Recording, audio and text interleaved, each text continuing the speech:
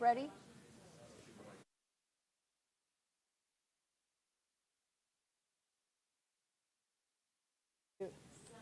All right, just joining you with some breaking news here from our Atlanta News First Plus desk. I'm Joy Limnackern here with Tim Darnell, who's a digital media producer and also a political reporter. And we've just learned this breaking news, the ruling from the Supreme Court that former President Donald Trump and all presidents or former presidents do have some level of immunity for acts done in an official capacity. The exact language is official acts when these presidents are acting in an official capacity in office. So obviously a groundbreaking ruling from the highest court in the land with major implications for the former president in his many legal battles ahead, specifically the January 6th case against him obviously that's in federal court.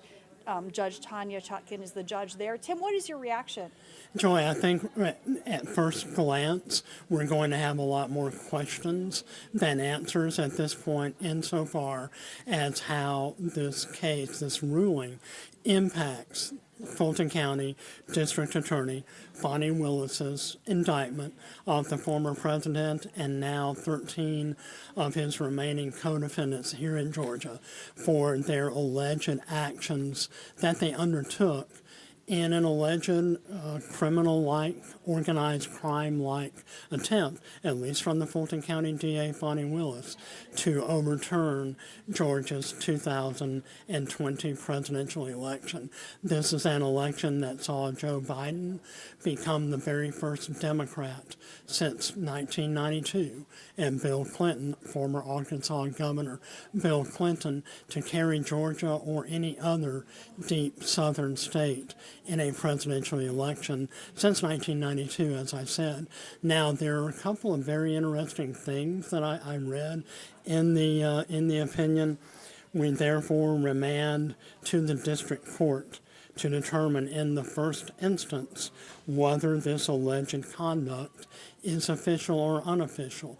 Now, obviously, the Supreme Court is referring to Donald Trump's alleged role in fomenting the deadly January 6th, 2022 Capitol Hill riot that saw one Capitol Police officer injured, several others, one fatality. That's what this particular case refers to. But there's something else that I just read in the opinion. The president enjoys no immunity for his unofficial acts, and not everything the president does is official. The president is not above the law.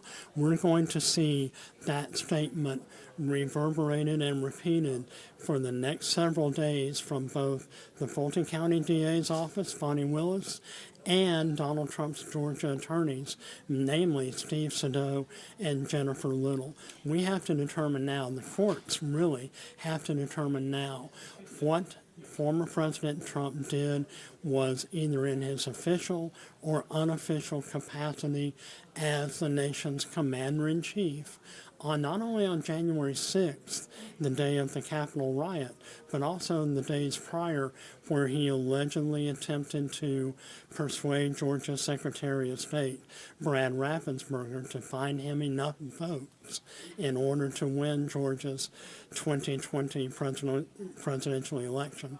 That is at the heart of Bonnie Willis's case, and now it's left up for other lower courts to determine what acts he took in Washington related to the 2020 presidential election were official or unofficial.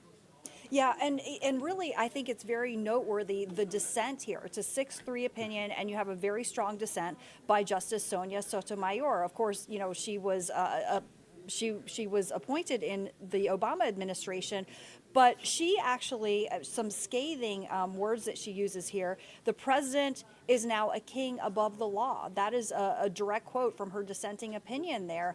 And really, that's the concern about presidential immunity. And she goes on to write in part of her opinion, let the president violate the law, let him exploit the trappings of his office for personal gain, let him use his official power for evil ends, because if he knew that he may one day face liability for breaking the law, he might not be as bold and fearless as we would like him to be. That is the message, that is the majority's message today. Even if these nightmare scenarios never play out, and I pray they never do, the damage has been done. The relationship between the president and the people he serves has shifted irrevocably. In every use of official power, the president is now a king above the law. And she goes on to write, orders the Navy's SEAL Team 6 to assassinate a political rival, immune. Organizes a military coup to hold on to power, immune. Takes a bribe in exchange for a pardon, immune, immune, immune, immune. So obviously these things have not happened in you know what she's gone on to list, but this is kind of her fear of a slippery slope, if I'm interpreting it correctly, that you know it could potentially be very dangerous to grant presidential immunity. And this isn't a blanket immunity. It's a limited immunity for official acts done in the capacity of president. But I understand what Justice Sotomayor is saying, her concern about essentially making someone a king above the law. Certainly. And if you remember, when we were following all of the reports when this case was being argued in late April before the U.S. Supreme Court, we were watching a lot of the live blogging coming from what the justices were asking attorneys for the former president who were making the claim that he should enjoy absolute immunity. At that point in time, during that initial questioning of that case, I believe it was on April 25th or so, we saw a lot of speculation that the justices seemed very skeptical as to whether or not a sitting or former president should enjoy absolute immunity. And all of those cases and instances which you just brought up, ordering the assassination of a foreign official on foreign soil, immune, several others, these are going to be campaign talking points. We all believe that we have a nation that is governed by three separate but equal branches: legislative, executive, and judicial. We sometimes like to think that each is its own individual political, legal silo. This is not the case. We're going to see President Biden and President Trump both use these, and their supporters and opponents, use this court decision, immeasurably moving now until November 5th. This is a judicial decision, but it has vast political repercussions, not only here in Georgia, but throughout the nation. That's absolutely right. And, like you said, still more questions than answers. Just so everyone knows, the opinion is 119 pages. And we have it all on AtlantaNewsFirst.com. You can go to our website and read and download the decision yourself. I had to throw that in there. Yeah, no, I appreciate that. But there's a lot to sift through here. And like you said, there are more questions than answers because, 119 pages is a novel anyway. That's a lot to read anyway. But when you're talking about legalese and a Supreme Court opinion, there's a lot to sift through. And what are all the ramifications? Most importantly, for our viewing audience, for Georgia, for the massive election interference case against a former president and his co-defendants here in Fulton County, Georgia. You started to touch on that, Tim. Obviously, what gave rise to this decision was the January 6th case, and that's a federal prosecution led by Jack Smith, Special Counsel Jack Smith. So it is a separate case, and we're talking about, in some cases, separate acts, that are under scrutiny, but there is some overlap, and you mentioned the phone call to our own Secretary of State, Brad Raffensperger, essentially, allegedly from former President Trump asking him to find 11,000 plus votes and so forth. So a lot of questions as to how much of those acts were in an official capacity, how much of that behavior was an official act. That's the big question. When Donald Trump made their famous recorded phone call that we've had on AtlantaNewsFirst.com. That's been listened and downloaded by more than 75,000 people so far. Was he acting in an official capacity as President of the United States when he called the Secretary of State, when his White House Chief of Staff, Mark Meadows, was present, while many others were present and on the call, which was recorded and which we have played, countless times for our viewers and listeners on our website? Was he acting in an official capacity as President of the United States? The courts will have to make its own decision moving forward. Now, we know that the Georgia Court of Appeals has placed a stay or a hold on all Georgia election-related cases that Fani Willis has brought against the former president. How will the Supreme Court decision today affect a future ruling from the Georgia Court of Appeals regarding whether or not Fani Willis should ever remain on her prosecution moving forward? That's a central issue. Yeah, absolutely. And, there's still so much to be sorted out here, which is why it was sent back down to the lower court. I mean, what the ruling that we got from the Supreme Court today is you have immunity as a former president or a sitting president for official acts. You have no immunity for unofficial acts. But what constitutes an official act? What of this behavior was an official capacity? What wasn't? That is what the lower court has to figure out. And so because it's now been sent back down to the lower court, the most, I think, legal experts say that it's very unlikely that trial is going to happen before the November election. No chance. By merely releasing the opinion today. Remember, today was the last decision, the last day the Supreme Court, the U.S. Supreme Court, would be handing down any decisions at all.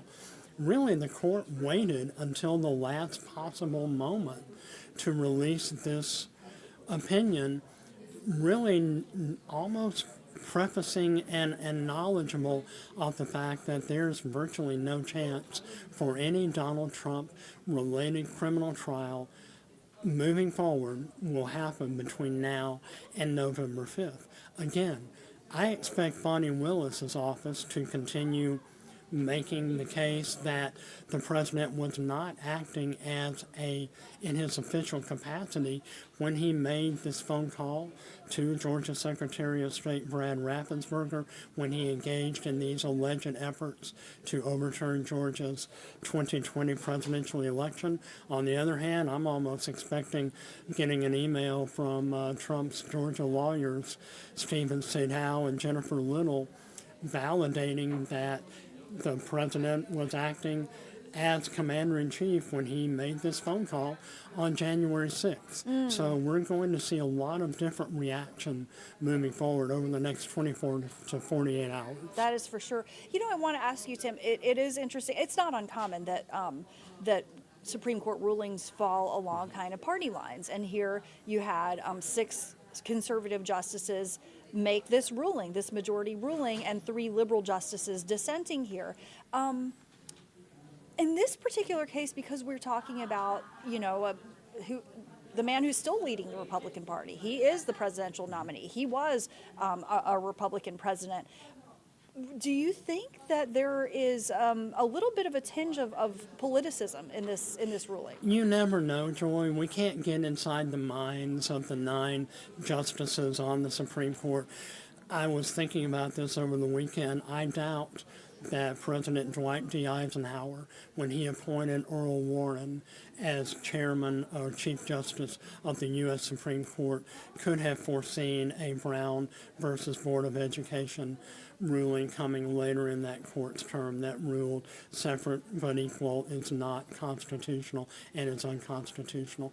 We will see the issue of the need to elect Joe Biden or Donald Trump for another 4 years to ensure the correct number of Supreme Court decisions, depending on your party lines, coming down. The Supreme Court is going to be, and always has been, and will continue to be, a major issue in this coming presidential election.